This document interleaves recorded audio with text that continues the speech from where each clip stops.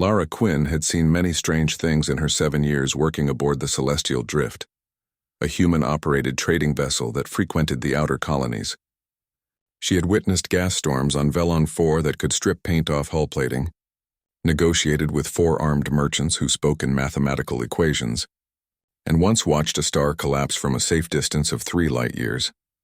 But nothing had quite prepared her for the small, furry creature currently clamped onto her left boot. The creature, a pup, according to the locals on Station Gamma 7, had teeth like crystalline needles and a grip that would make a hydraulic press jealous. "Let go," Lara said calmly, shaking her foot.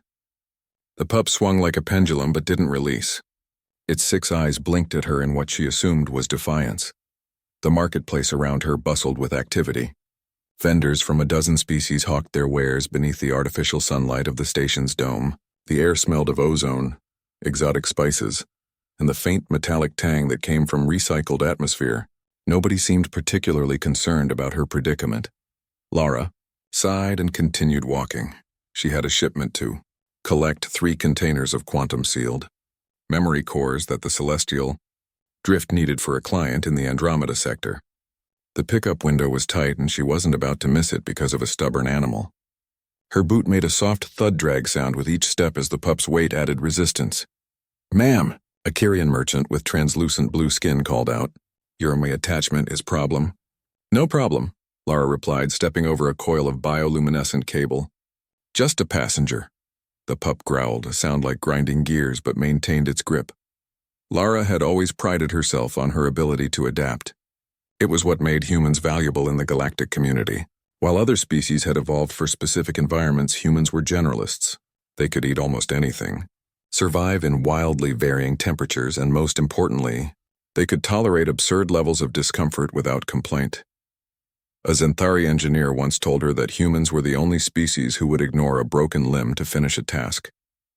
Lara had laughed it off at the time, but as she walked through the marketplace with 20 pounds of angry alien pup attached to her boot, she understood what he meant. The cargo depot loomed ahead, a gray, utilitarian structure that contrasted sharply with the colorful chaos of the market. Lara approached the entrance and nodded to the security drone hovering nearby. "Identification," it chimed in galactic standard. She pressed her thumb to the scanner. The pup chose that moment to bite down harder. Lara felt the pressure through the reinforced leather but didn't flinch. The scanner beeped its approval and the doors hissed open. Inside, the depot was all clean lines and efficient lighting. A Vexian clerk with 4 arms and an elongated head looked up from his terminal. "Ah, Engineer Quinn," he said, his voice resonating through his chest cavity. "Your shipment is—" He paused, noticing the pup. "Is that a Riku?" Lara glanced down. The creature stared back at her with its multiple eyes still firmly attached. "Is that what it's called?" "A juvenile Riku, yes. Remarkable creatures. They form instant bonds through what your species would call imprinting. Once attached, they never let go. Quite literally." The clerk's tone carried a hint of amusement. "Most species find them intolerable." "Most species aren't human," Lara said flatly. "My shipment?" The Vexian tapped his terminal with 2 hands while the other 2 gestured toward a loading bay. "Bay 7, 3 containers, quantum-sealed as requested. Will you need assistance with your companion?" "I'll manage." Lara walked to Bay 7, her stride unbroken despite the added weight and the occasional growl from Riku. The containers were exactly where they should be, pristine white cubes humming with barely contained energy. She ran a diagnostic with her handheld scanner. Everything checked out. The real challenge was getting them back to the ship. She activated her personal loader, a hovering platform designed for solo transport operations. The containers locked into place with satisfying clicks. Lara gripped the control handle and began the journey back through the station. Riku had gone quiet, though its grip hadn't loosened. If anything, the pup seemed to have settled in, its small body warm against her boot. Lara found herself oddly unconcerned. In the grand calculus of problems she'd faced, hull breaches, pirate encounters, failed life support systems, a persistent alien pup barely registered. As she passed through the marketplace again, she noticed a crowd had gathered. Whispers followed her in multiple languages. The human just walks. With a Riku attached. Incredible. Their pain tolerance must be extraordinary. Lara kept her expression neutral. Let them whisper. Humanity had built its reputation one strange encounter at a time. Today she was adding another story to the collection. The docking bay of the Celestial Drift was a welcome sight.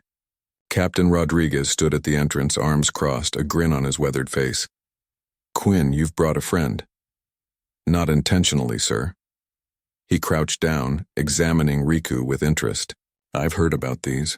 They're supposed to be impossible to remove without causing severe psychological distress to the animal. Station records show 3 different species tried to host them. All failed within hours. How long have I had it?" Rodriguez checked his chronometer. "About 4 hours now," Lara shrugged. "I had work to do." The captain laughed, a deep, genuine sound. "That's the most human thing I've heard all week. Get those containers secured." "And Quinn?" He nodded toward Riku. "I think you've got yourself a permanent crew member." Lara looked down at the pup, which blinked its 6 eyes up at her. For the first time she noticed it had stopped biting. It was just holding on. "Welcome aboard, Riku," she said quietly. Then she walked off to secure the cargo, pup still attached, because some things were more important than comfort. And if there was one thing humans understood, it was getting the job done, no matter what was biting at their heels.